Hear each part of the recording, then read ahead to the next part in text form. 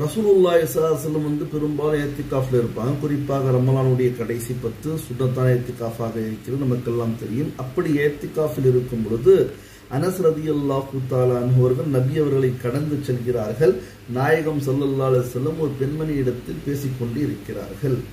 அந்த பெண்மணி போன பிறகு தூரத்தில் பார்க்கிறார்கள்.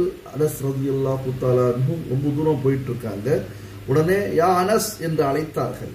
அழைத்தவன் யா ரசூலல்லாஹ்னு அவங்க வர்றாங்க. வந்தவுடன் சொன்னாங்க, நான் பேசிட்டு இருந்தது இரவு நேரம், அது சஃபியா பின்த் ஹுய் என்னுடைய மனைவி என்பதாக சொன்னாங்க.